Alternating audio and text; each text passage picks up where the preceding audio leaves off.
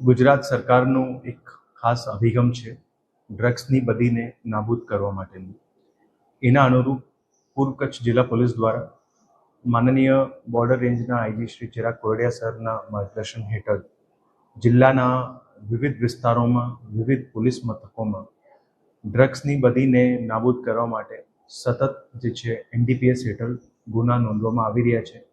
અને એના અંતર્ગત જે પ્રમાણે લોકોથી બાતમી મળે છે એ બાતમી અંતર્ગત ગુનાઓ દાખલ કરવામાં આવી રહ્યા છે. વર્ષ 2026ના શરૂઆતના 6 મહિના સુધી કુલ 43 ગુના જિલ્લા પોલીસના અલગ અલગ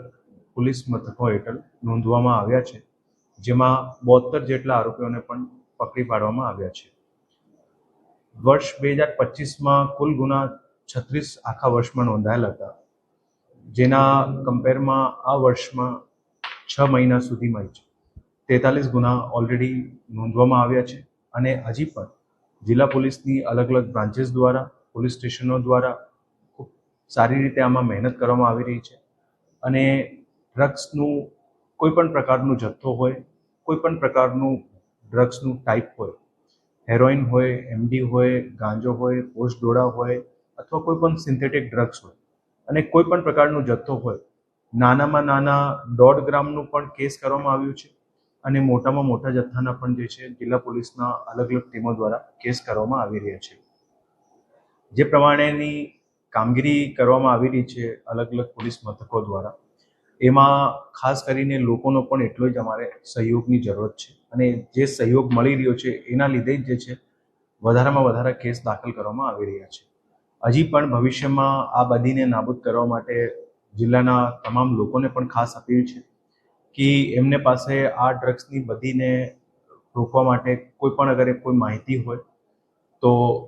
અમારે પર્સનલ મોબાઈલ નંબર ઉપર પણ મોકલી શકાય, જે ડીવાયએસપીસ છે બ્રાન્ચીસ ડિવિઝનના એમને પણ મોકલી શકાય